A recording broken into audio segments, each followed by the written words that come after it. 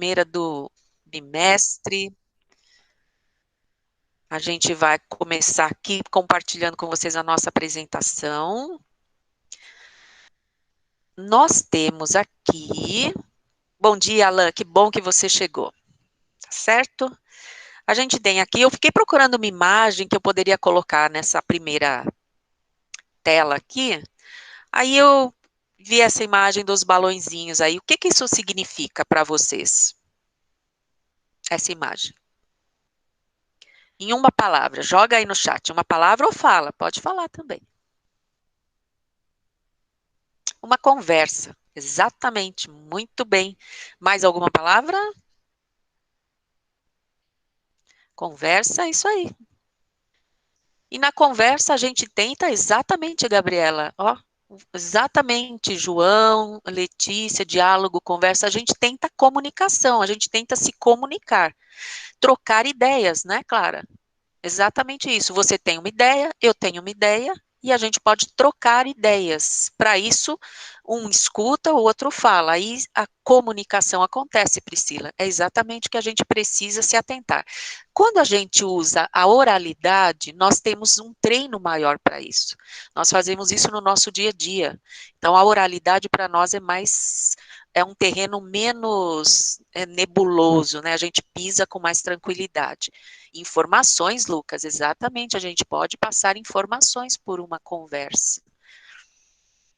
Na escrita, como a gente não treina tanto, a gente titubeia um pouco. Não é que a gente não treina, a gente até treina, mas como a língua ela tem enormes variedades, a gente tem mais facilidade em algumas variedades do que em outras. Até na oralidade, né? A gente tem mais facilidade no coloquial, usando gírias, usando alguns recursos da oralidade que a gente, palavrinhas, por exemplo, então, né, a gente faz isso. E isso faz com que as ideias fluam melhor, a gente consiga organizar o pensamento antes de falar. Na escrita, a exigência é outra, então é uma outra competência. É por isso que a língua portuguesa, no ensino da língua, a gente trabalha 4 competências. Então, a gente trabalha a oralidade, precisa trabalhar a oralidade, a gente tem que trabalhar a escrita, a competência da leitura, e nós vamos treinar isso já já, mais uma vez, pela AP. Então, na AP, eu quero que vocês, em primeiro lugar, percebam como vocês estão nessa competência de ler vários gêneros diferentes. Então, você vai ter lá um poema, um texto literário, uma crônica, um conto, mas você também vai ter um cartaz, um texto objetivo, um texto que circula na esfera jornalística. Vamos ver, você tem que ver em primeiro lugar no que você é competente, tá certo? Então, essa é uma dos 3 eixos, dos 4 da língua portuguesa e dos 3 que eu já falei. E a gente também tem o eixo da organização linguística, que diz respeito à gramática, tá certo? Então, na minha fala, eu tenho uma gramática coloquial. Por exemplo, eu posso dizer, nós vai descer, e usar o plural só na primeira palavra. É muito comum na oralidade a gente subtrair sons, foneticamente falando, a gente deixa de falar os S's e tal. Na escrita padrão, numa redação do Enem, a gente não pode usar esse tipo de gramática. A gente tem que usar a gramática da norma padrão, tá certo? Por isso que na escola, muitas vezes, hoje em dia, por conta da aceitação de outras variedades, na época que eu estudei, por exemplo, a gente tomava puxão de orelha se a gente usasse até na oralidade uma variedade que não fosse culta, certo? Eu não poderia dizer para um professor, nós vai descer, que eu tomava um pito. O que é? Nós vamos descer. Tá, aí tinha que corrigir. De uma certa maneira, isso é bastante constrangedor, deixa as pessoas chateadas. Então, hoje em dia, as pessoas não fazem mais isso. Há uma tendência do ensino da língua portuguesa ser voltado para a questão da adequação. Então, entre os meus amigos, é adequado eu falar assim, mas não é adequado eu falar assim numa escrita, eu me expressar na escrita com esta gramática da norma coloquial, tá certo? Então, quando a gente vai escrever, vamos nos vigiar para que a gente possa aprender os recursos da norma padrão, tá certo? Porque se a escola não nos ensinar, onde que a gente vai aprender isso? Não vai ser no chat, não vai ser na rede social. Tem que ser na escola, tem que ser na busca pessoal também, tá certo? Então, aqui a gente tem essa primeira imagem que a gente já conversou sobre ela. Na aula de hoje, como vocês percebem, nós vamos falar de comunicação, mas de comunicação escrita, tá certo? É, eu não estou conseguindo entrar na aula. Quem será que não está conseguindo? Pecado.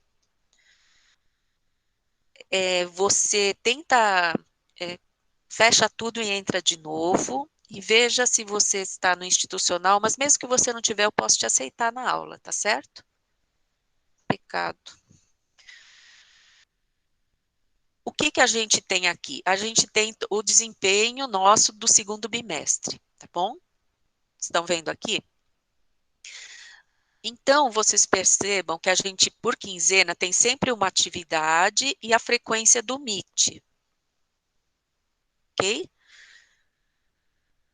Eu fiz atividade, mas eu não assisti aula. Aí, na segunda quinzena, eu não assisti aula, mas eu fiz atividade.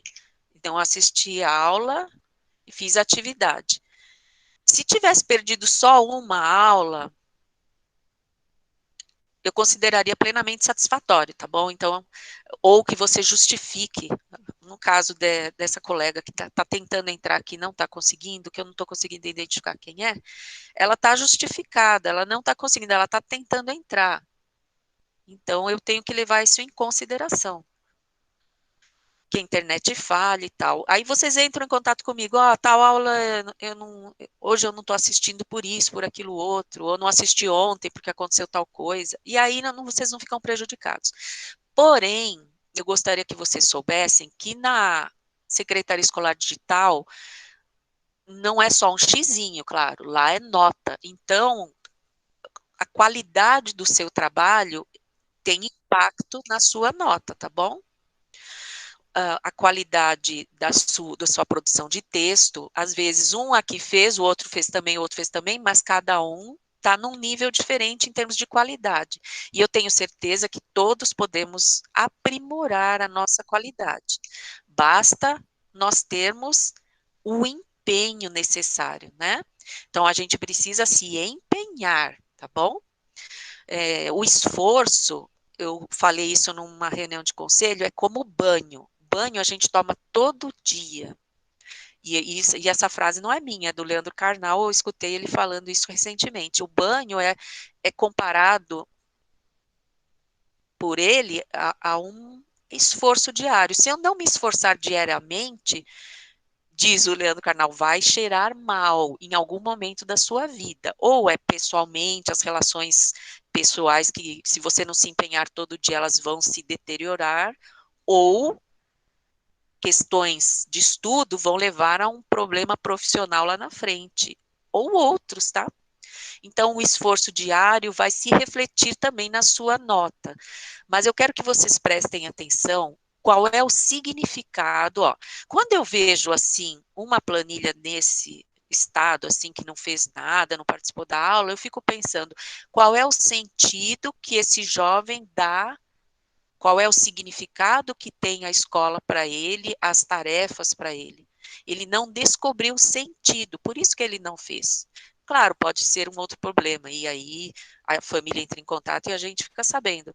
Mas veja, se pergunte qual é o sentido que eu dou às minhas tarefas. Será que eu estou construindo a minha identidade pessoal, a pessoa que eu serei, aquilo, a amplitude cultural, a visão de mundo que eu vou ter, ou eu estou só preocupada em pôr xizinho aí e me sair logo da escola, né? Atenção para isso, porque a nossa legislação hoje ela é bem tranquila e é muito difícil hoje o aluno, para ficar retido, ele tem que fazer muita bobagem. Então, às vezes, o cara faz só um, dois xizinhos e quem faz tudo fica até chateado. Ah, ele vai passar de ano, eu também. Lembre-se, a qualidade que você tem é sua conquista.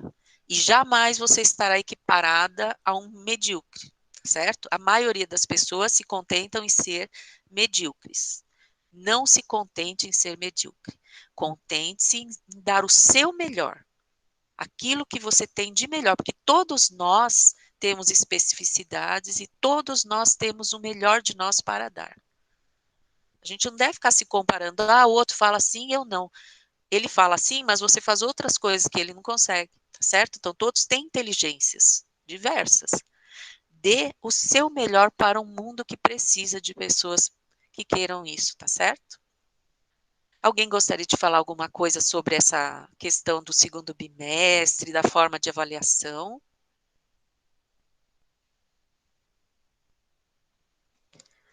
Gostaria de parabenizar os alunos que se empenharam em fazer a produção de texto aqui, né? Eu fiquei muito contente porque quem fez buscou, na sua grande maioria, pesquisar, fazer o melhor. E a gente vai conversar hoje sobre projeto de texto, porque isso é muito importante. Eu percebi que muitos não entenderam a proposta e a ideia é que a gente entenda a necessidade e a importância da proposta, tá bom? Eu vou desligar minha câmera e vou colocar para rodar essa sensibilização inicial e vocês vão falar, nossa, o que que ela está falando? Olha o que ela vai mostrar aqui, um monte de carro, o que que isso tem a ver? Prestem atenção, o que que isso tem a ver com uma redação? Depois a gente vai conversar.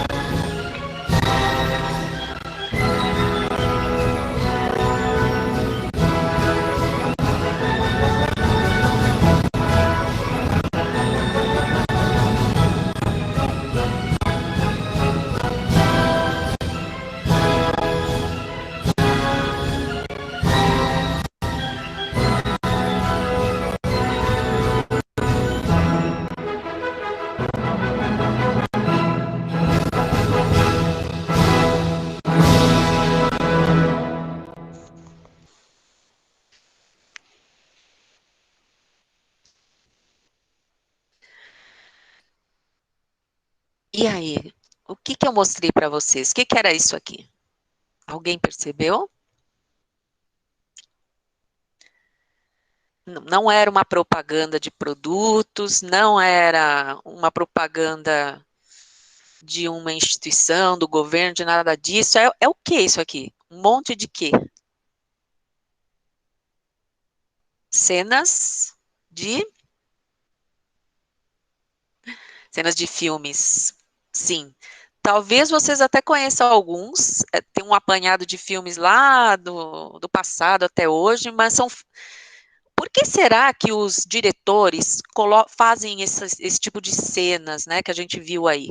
Qual que é o objetivo?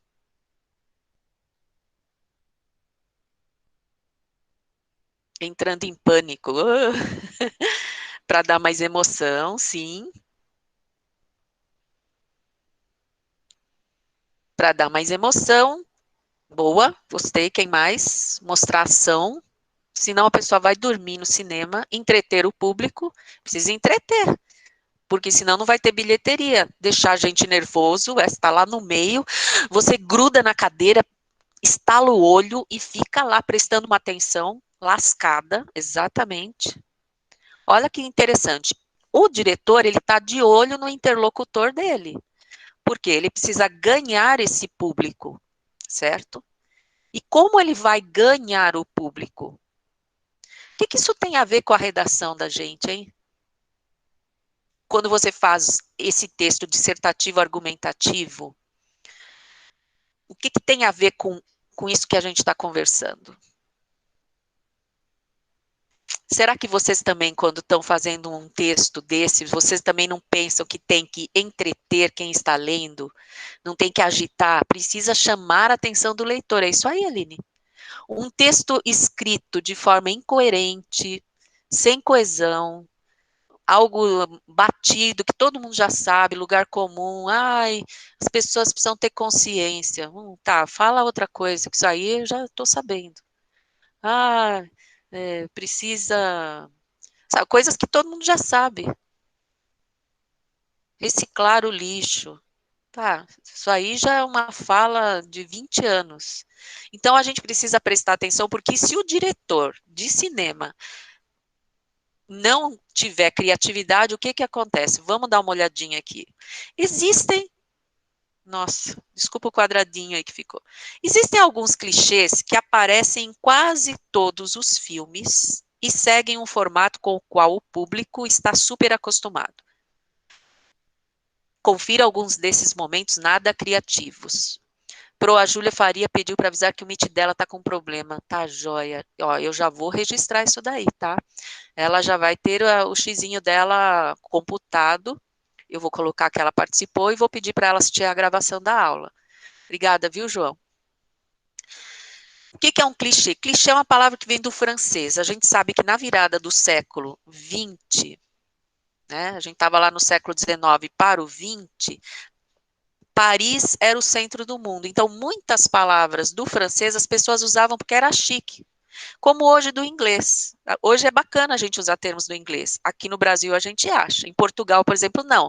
Lá isso aqui eles chamam de rato. A gente chama de mouse. Porque mouse em inglês é rato. O brasileiro em si, a gente tem ainda essa síndrome de Macunaíma, né? A gente não tem identidade, a gente gosta de uma, a gente é uma, nós somos uma miscelânea, né? Então o inglês é muito usado. A gente deixa eu tranquilizar nossa amiga. Fique tranquila, amor. Depois você assiste a gravação da aula, eu vou te dar presença, tá bom? O clichê, então, é uma palavra que vem do francês e quer significar isso, algo nada criativo, algo batido, um recurso que sempre se usa. Por exemplo, isso aqui, ó. Dá uma olhada. Alguém já deve lembrar esse filme, é um clássico, tá? Ir ao banheiro, quando você vê um ator indo no banheiro, é pedir para ser assassinado. Muitas vezes isso acontece, né? O cara tá lá sossegado e lá fora já estão tramando, porque virou um clichê. É um lugar comum, é algo que a gente vê bastante. O que mais que a gente pode dizer de ser um clichê? Vamos ver aqui. Tubos de ventilação sempre são enormes nos filmes. Até homens mais fortes e altos conseguem passar. Incrível, ninguém ouve o barulho. É uma estrutura totalmente de metal e os caras conseguem ser super silenciosos e também a saída nunca está parafusada. Ele vai sair tranquilamente e é um recurso que você já viu em mais de um filme. Eu já vi, né? E é um clichê, gente. É uma forma que vários diretores usam para conseguir o efeito da fuga do herói. Mas já se tornou lugar comum, então pouco criativo, né? Que mais que a gente vai ter aqui? Quando o carro não liga, certeza que algum maníaco vai atacar. Também, ó, imagina o cara lá tentando ligar, já era. Já viram cena de filme de ação que não tem uma cozinha de um hotel de luxo? E sempre tá lá os cozinheiros, continuam cozinhando, só, e os caras passam pelo meio. Mais de uma vez a gente assistiu isso daí, né? E outra coisa, abrir porta com arma, alfinete, cartão de crédito, tudo menos uma chave. Isso também são coisas que a gente vê bastante. Que mais? Olha, a ideia do clichê, né? Ideia ou expressão muito repetida, estereotipada, lugar comum, um chavão. Isso a gente tem que fugir disso na hora da nossa redação. Então eu vou colocar agora aqui um desafio para vocês, tá? Eu comparei redação com cinema porque é uma forma de expressão. O diretor ele também se expressa como a gente vai se expressar quando a gente começa a escrever um texto. Se a gente usar de originalidade, de criatividade, a gente usa de autoria. O Enem exige marcas de autoria. E a gente só vai provar que tem quando a gente se recusa a usar termos que já estão batidos. Então, fuja desses termos. Às vezes são muletas que vêm na nossa cabeça. Ah, eu vou falar isso. Não use. Melhor fazer o feijão com arroz, bem simplesinho, escrever bem simplesinho, sem pôr palavras difíceis, nada. Você tem mais chance de pontuar, tá bom? Atividade número 1. Vamos lá. Observe o parágrafo abaixo. Você consegue identificar todos os chavões, os clichês presentes neste parágrafo introdutório? Ó, tá bem feito o parágrafo, se a gente for ver, tem a contextualização, tem a tese lá no final, mas tá cheio de chavão. Vamos ver se a gente identifica. Nos dias de hoje, o problema da saúde é uma das questões mais importantes para o povo brasileiro. A população precisa se conscientizar de seu papel na busca por um futuro melhor para as próximas gerações. Apesar do estado precário dos hospitais do país, os governantes corruptos não se mobilizam e só o que se vê é descaso. Mas deve-se pensar positivo, porque a esperança é a última que morre. Vai, o que tem de chavão aí? Vamos lá.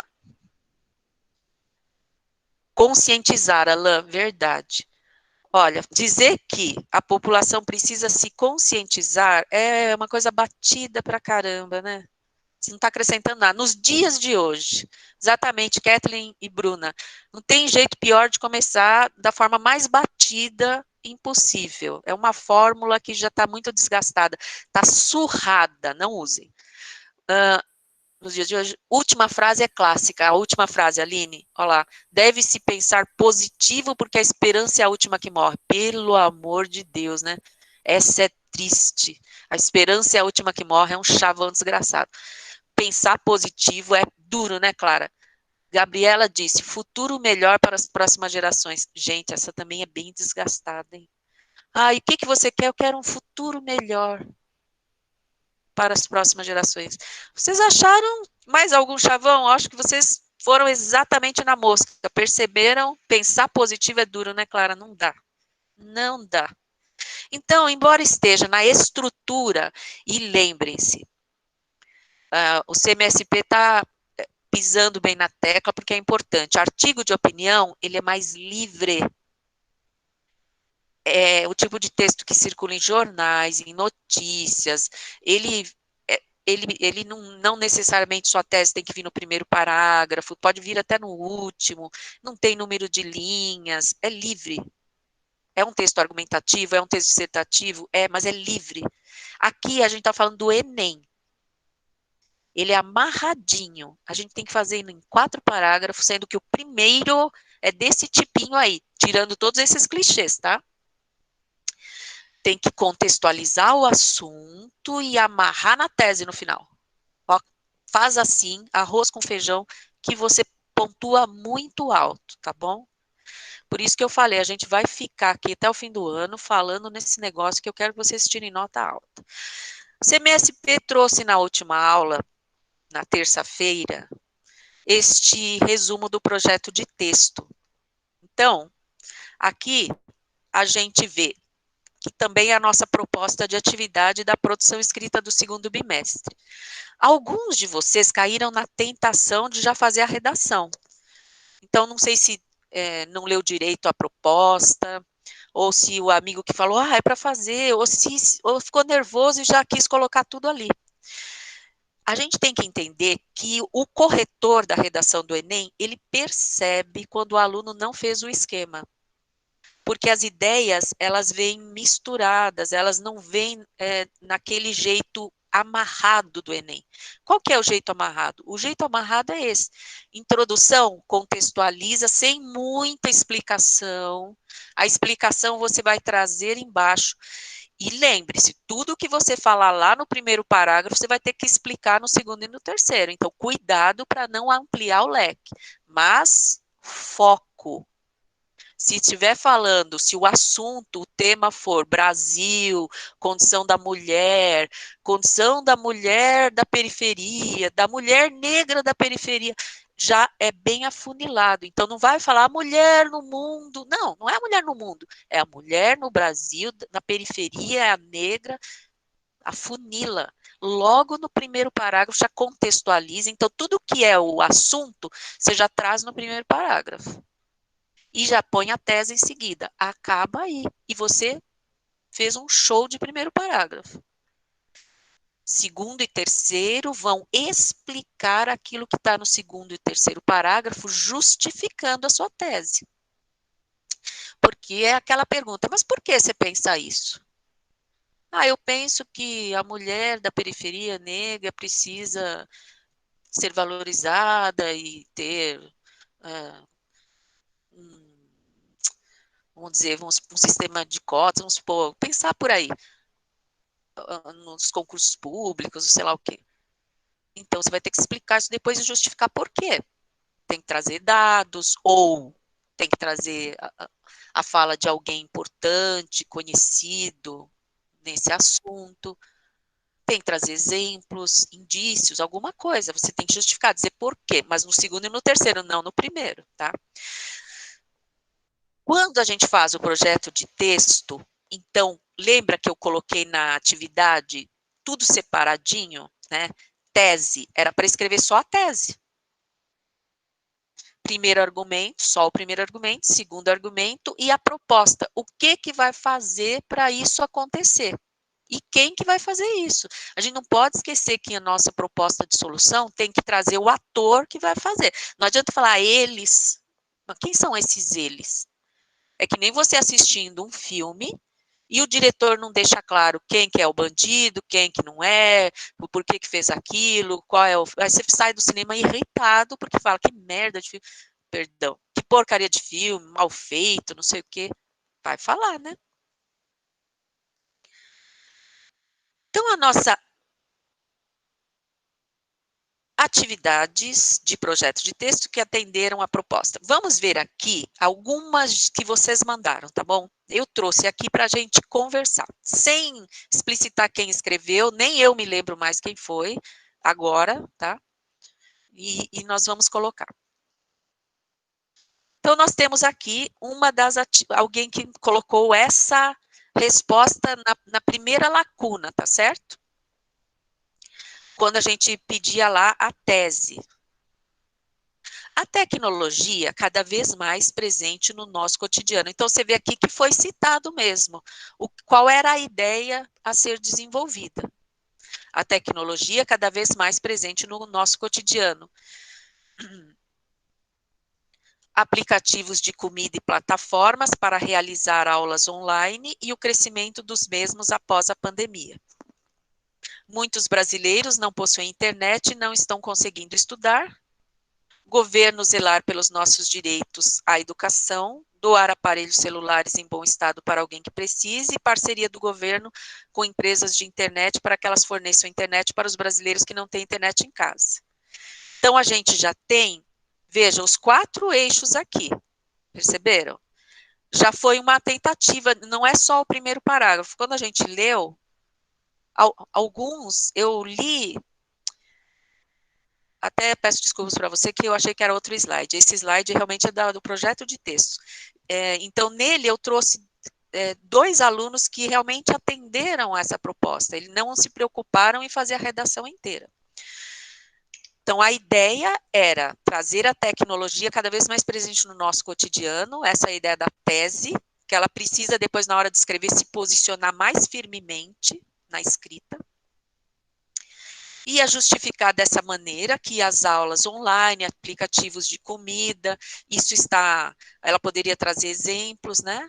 Crescimento dos mesmos após a pandemia. Quando a gente vê esse grifo aqui, ó, online, estudo junto, ele não vai aparecer no dicionário de língua portuguesa, só no dicionário de língua inglesa. Então, a ideia é que a gente use online com hífen, tá bom?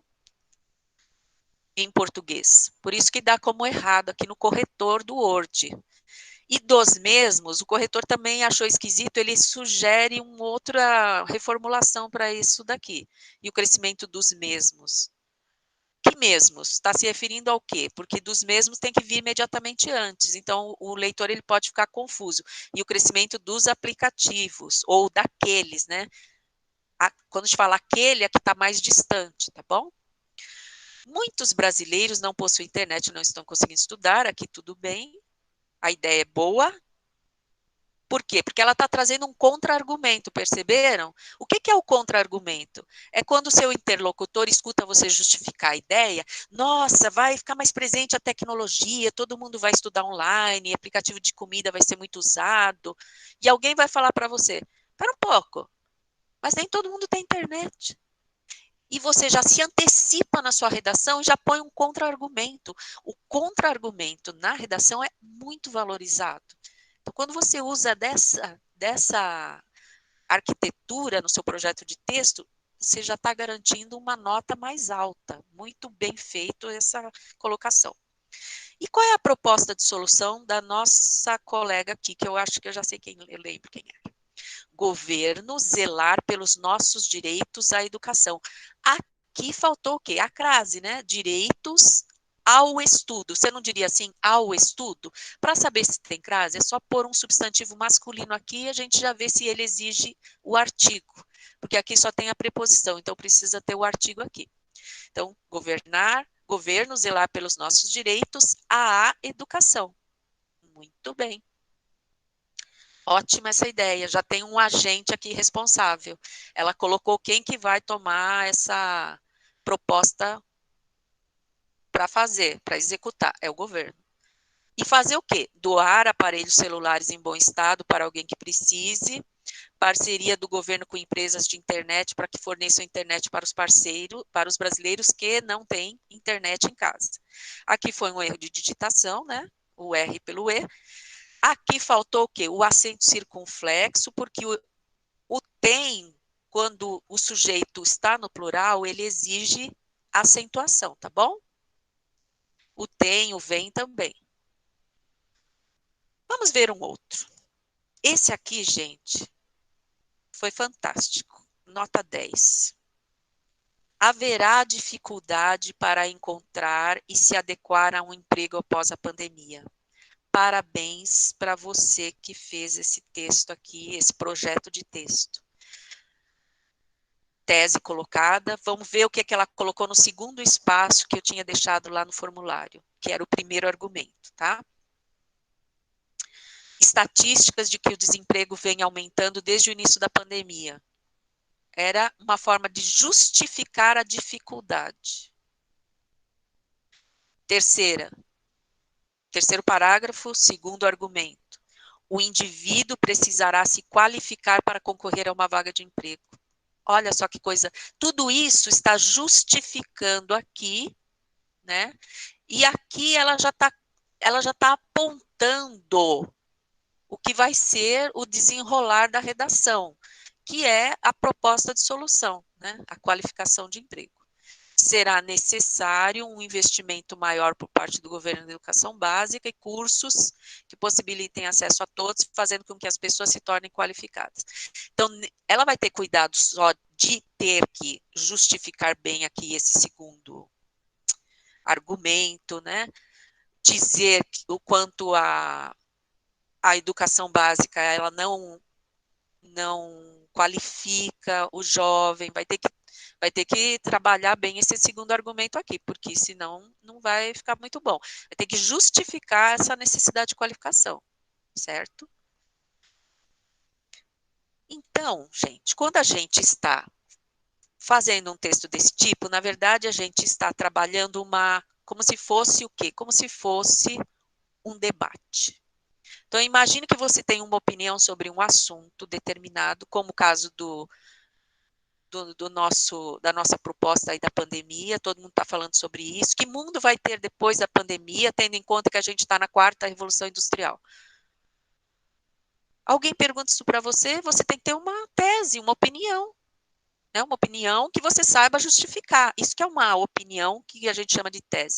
Uma opinião não é uma opinião qualquer. Ah, eu acho que vai ser legal. Não, tem que saber justificar. E qual é ela? Legal não descreve a sua opinião. Se você não tem uma tese, não produzirá um texto satisfatório. Não vai dar certo a sua redação do Enem. Por isso, para ter tese, precisa ler, precisa pesquisar. E vocês fizeram isso, vocês estão de parabéns.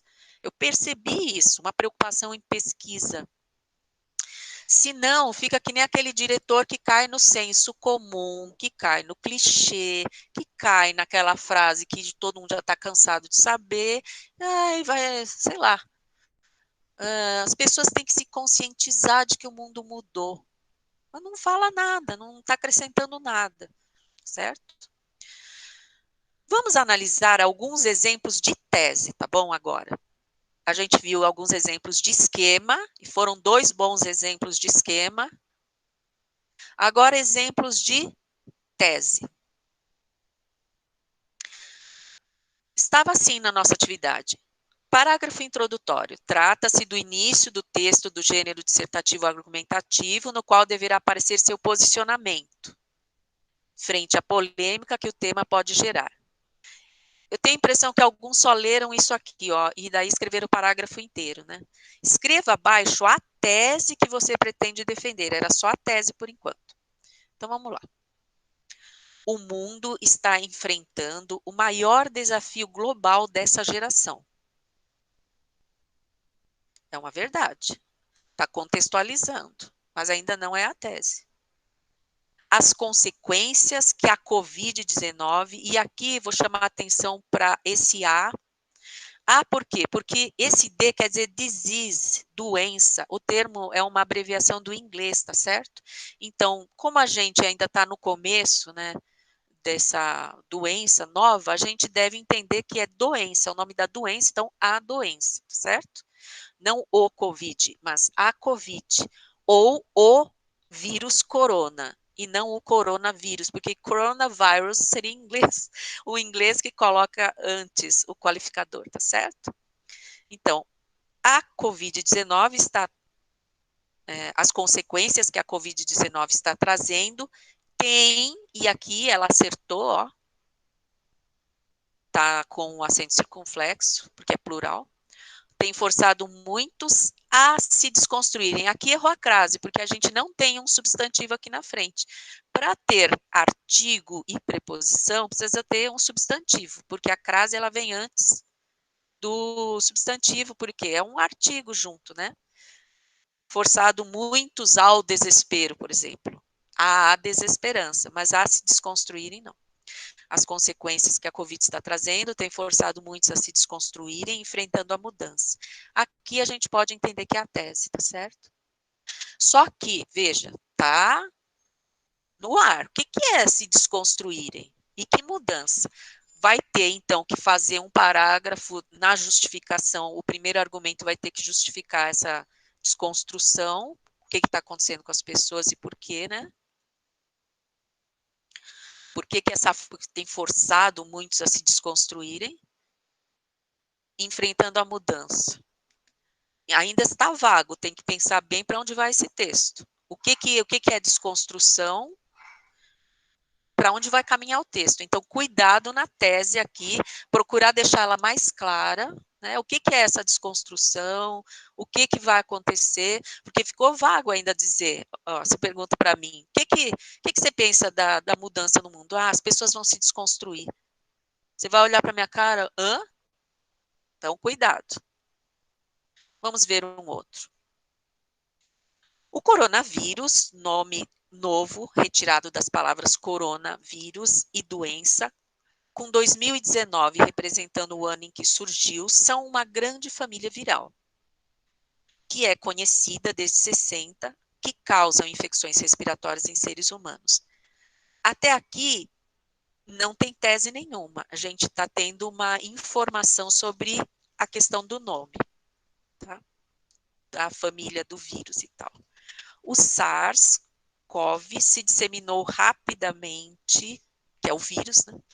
Para mais de 12 países, infectando mais de 8 mil pessoas e causando em torno, lembre-se que em torno, tudo junto, é o entorno do bairro, o entorno das... Agora, quando eu falo entorno, nessa situação é separado com M, tá?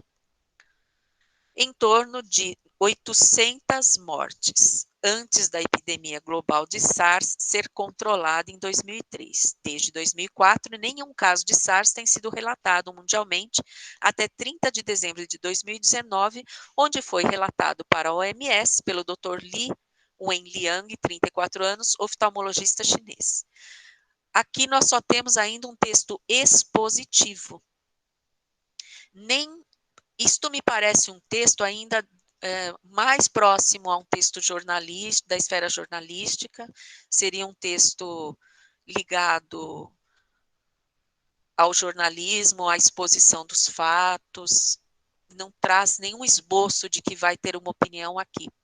Então, aqui não tem tese, a gente precisa pensar em tudo isso que está escrito aí e nos posicionarmos, porque eu tenho que resgatar o assunto.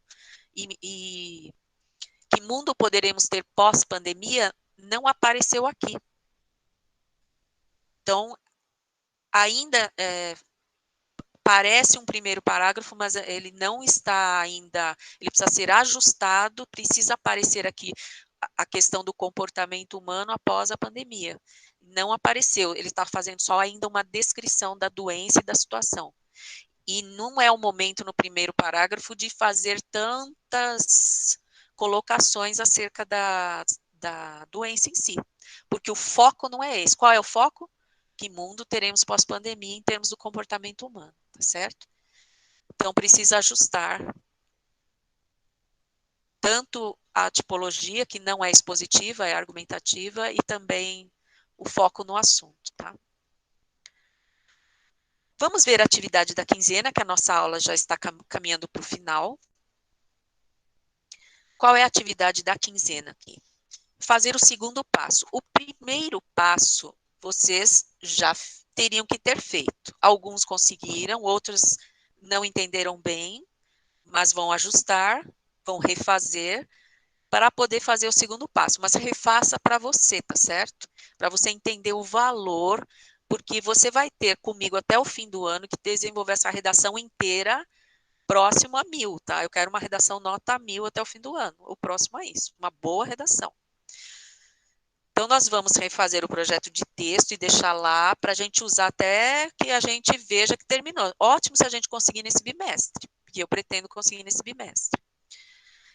Vamos fazer apenas o parágrafo introdutório do texto, sem usar clichês, tá bom?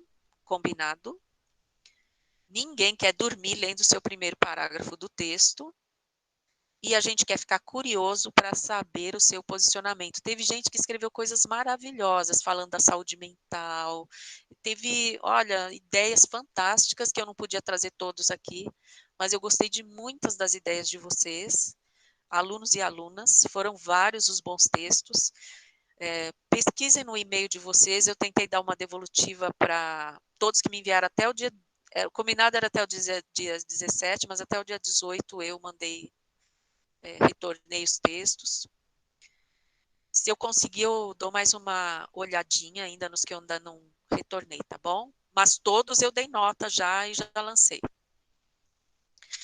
Então, o que a gente tem que ter no parágrafo introdutório? A contextualização do assunto. Você pega todo o assunto, toda a tese e põe ela no seu parágrafo do seu jeito, mas tem que aparecer ali, tá? Ai, Aline linda. O seu é nota 10, amor. A tese fechando o parágrafo fica muito, muito legal, porque é assim que é o amarradinho do Enem. porque assim você consegue uma boa nota. Ah, mas eu gosto de jogar a tese lá no final para criar suspense. Num artigo de opinião, fica fantástico. Você escrever no jornalzinho da escola, num site, num blog, fica muito bacana. Mas aqui no Enem, não, tá? No Enem, põe aqui para não errar. Arroz com feijão. Tese vai vir no começo. O corretor da redação, ele já vai procurar ali. Por quê? Porque aí ele vai ver o segundo e o terceiro parágrafo que vão ter que justificar essa tese, entendeu? O seu posicionamento vai ser em relação ao tema, será uma proposição que você vai apresentar para ser discutida e defendida nos próximos 2 parágrafos, que compreendem o desenvolvimento do texto. Então, é o passo 3, que não é agora. E muito menos o passo 4, que é o fechamento com a proposta de solução. Não vai ser agora. Agora é só o parágrafo introdutório, mas eu vou pedir para vocês, eu vou colocar a atividade no Classroom e vocês já vão fazer upload por lá, tá bom? Porque aí fica mais tranquilo para eu poder corrigir. Eu entendi que agora é melhor, eu não sabia como aparecia para vocês no celular, né? Quando você tem lá a atividade, embaixo aqui vai aparecer upload. Eu até me apressei em colocar um tutorial da vez passada e alguns alunos falaram, professora, que confusão que você fez, eu peço desculpas, né? Esse tutorial vocês vão poder usar agora, é um tutorial de como fazer o upload da tarefa. Mas como era uma menina da segunda série que fez o tutorial, ficou com a tarefa da segunda série e vocês se embananaram. E nem entenderam por que eu pus aquilo lá, então estou justificando. Desculpa aí vocês, é que eu fiquei ansiosa, falei, nossa, que legal, descobri isso, vou mostrar para eles, para quem não sabe e tal. Mas nessa tarefa eu vou pedir que vocês façam o upload ali, tá bom? E aí a devolução vai pelo Class, fica mais legal, fica bom, tá bom? Combinado?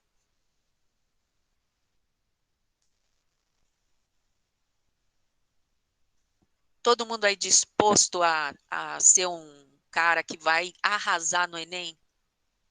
Vocês têm muita chance disso, gente. Eu gostei muito do que eu vi. Vocês escrevem muito bem. A gente só precisa fazer o amarradinho do Enem, que é aquele engessadinho lá, tá certo?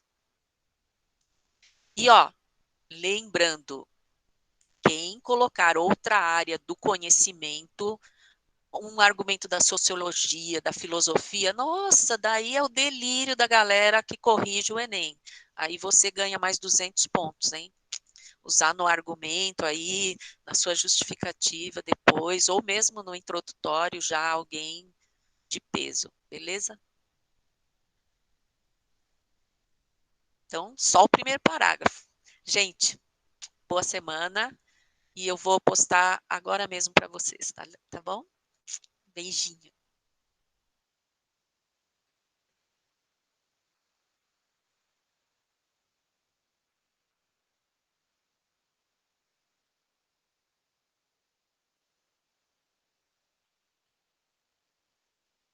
Ficou aí uma saidinha da aula que eu esqueci de pôr para os outros, quem ainda está na aula, e o erro como fracasso, mindset, uma mentalidade que a gente pode ter sobre a vida, hein?